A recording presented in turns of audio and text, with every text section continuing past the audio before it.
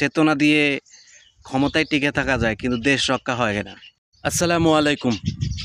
1979 সালে ইরানে ইসলামী বিপ্লব হয়। পশ্চিমা মদতপুষ্ট রেজা শাহ পাহলভি দেশ ত্যাগ করেন এবং আয়াতুল্লাহ খামেনি দেশের ইসলামিক রাষ্ট্রের কাঠামোতে রাষ্ট্র পরিচালনা শুরু করেন।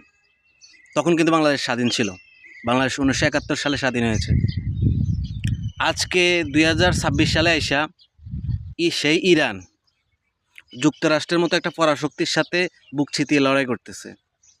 অথচ 1971 সালে স্বাধীন হওয়া দেশটা এখনও তাদের সাময়িক প্রদর্শনীতে যেগুলো দেখায় ছোটো বাচ্চাদের খেলনা মনে হয়। অথচ একটা জিনিস মাথায় রাখতে হবে, আমাদের তিন পাশ থেকে একটা রাষ্ট্র আছে যেটা হচ্ছে তাদের স্বৈরাচারী মনোভাব সবসময় থাকে। শুধু এটা নয়, ভারত এমন একটা দেশ, সে অনেকগুলো ছোট ছোট রাষ্ট্রকে দখল করে কবজা করে রেখেছে। অদূর ভবিষ্যতে বাংলাদেশের উপর সে খবরদারি চালাবে, এটা কিন্তু শিওর। কিন্তু স্বাধীনতার এই 54 বছরে আমরা এখনও এই সত্যিটাকে মেনে নিতে পারিনি এবং দেশের যে কাঠামো তৈরি করা দরকার ছিল, আধুনিক যে অস্ত্রশস্ত্র দরকার ছিল, সেটা তো নাই। শুধু আমাদের একটা জিনিস আছে, চেতনা। চেতনা দিয়ে ক্ষমতায় টিকে থাকা যায়, কিন্তু দেশ রক্ষা হয় না। ভবিষ্যতে এটা কিন্তু মাথায় রাখতে হবে।